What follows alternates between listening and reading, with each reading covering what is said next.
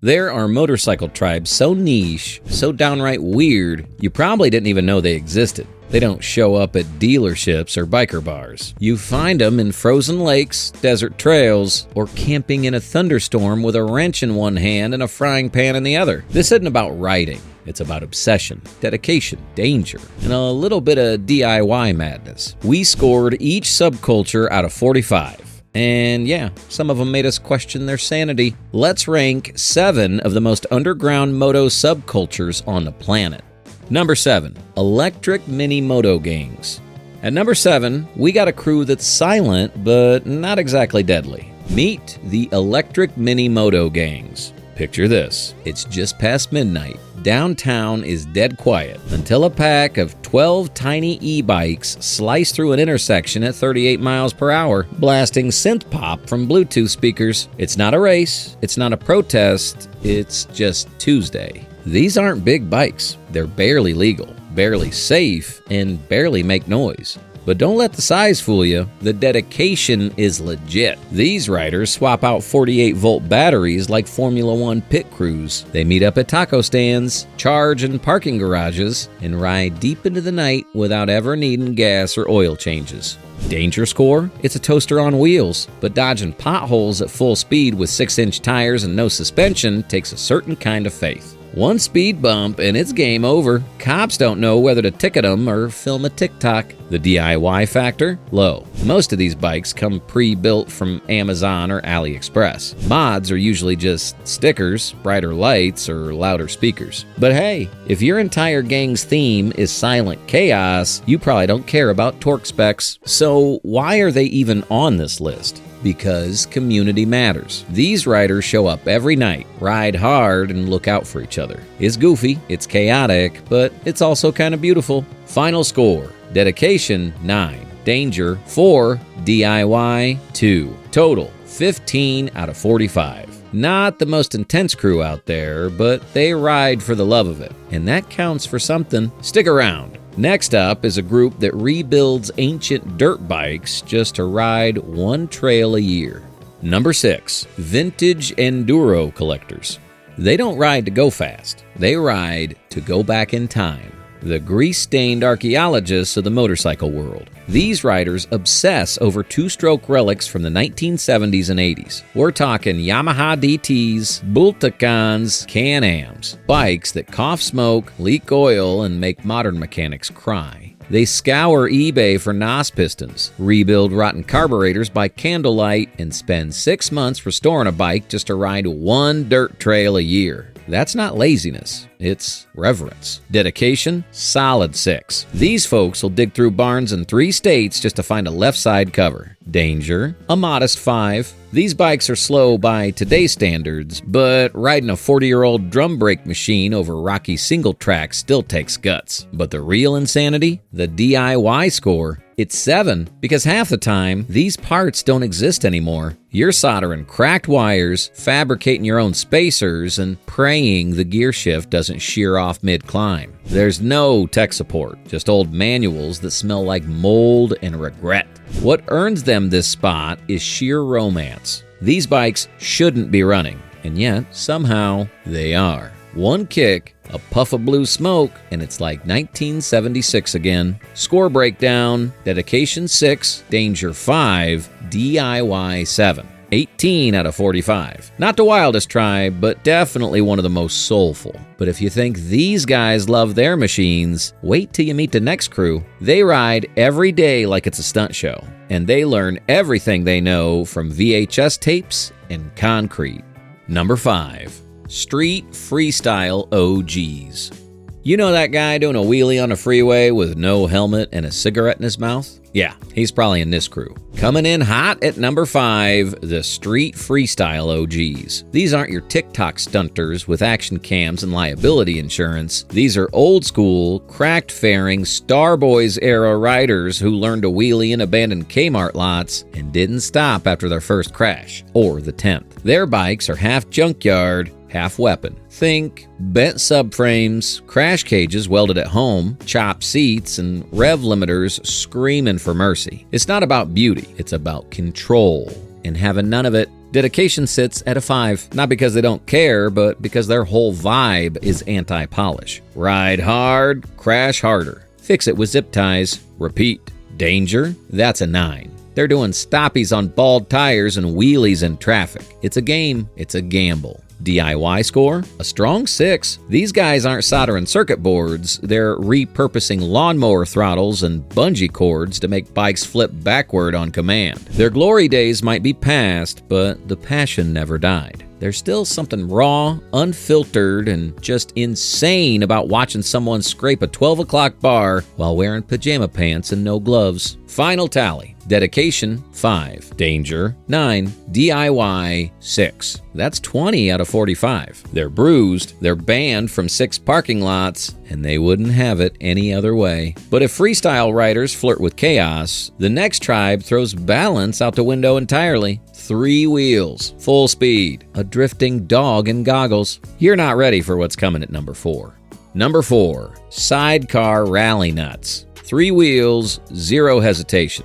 And sometimes, yes, a German Shepherd in goggles. Meet the Sidecar Rally Nuts, motorcycling's most ridiculous power trio. 1 rider, 1 rig, and 1 co-pilot, often furry and drooling. You think sidecars are for parades or retirees? Think again. These maniacs are drifting through forest trails, launching over berms and hauling gear like Mad Max with a loyalty program. It's not just about riding. It's about wrestling. Unlike a regular bike, sidecars don't lean. You have to shift your entire body just a corner without flipping. Some rigs are custom built from World War II leftovers. Others are backyard Frankenstein jobs with dirt bike forks, ATV wheels, and reinforced subframes stolen off a lawn tractor. Dedication is a solid 7. These riders will weld at midnight and ride until the bolts rattle out. Danger? A 6. You're more stable than a 2-wheeler, sure, but try dodging trees in a rig the size of a small fridge while your dog licks your visor. DIY score? That's an 8, because nothing on these things comes pre-made. You want disc brakes? You fabricate them. Need suspension? Hope you know a welder. The whole machine is one big mechanical shrug, and somehow it holds together. Final score? Dedication? 7. Danger, 6. DIY, 8. That's 24 out of 45. Loud, heavy, and completely unhinged. These folks prove that sidecars aren't for the timid. They're for the terminally creative. But while sidecars trade grace for grit, the next tribe, they dance on ice. Literally. Spiked tires, frozen lakes, sub-zero winds. Coming up next, the riders who treat winter like racing season. Number 3, ice racers.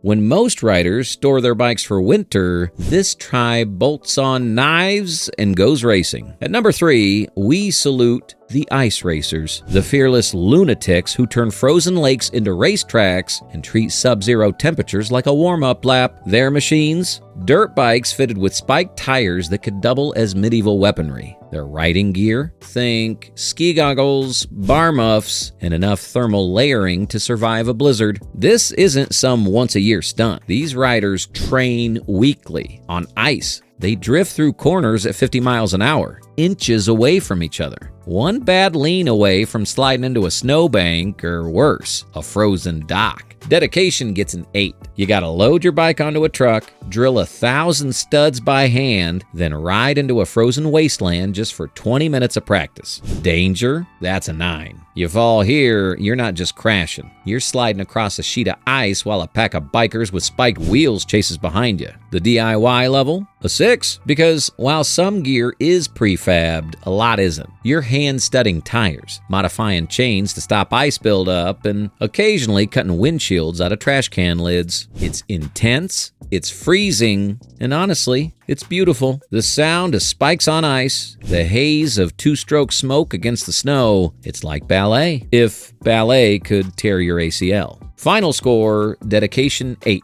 danger 9. DIY, 6. That's 23 out of 45. Brutal conditions, brutal commitment. But what if even ice isn't enough? What if one trail isn't enough? The next tribe doesn't race for speed or thrill. They ride for distance, and their only trophy is a gas station receipt. Number 2, iron butt tourists.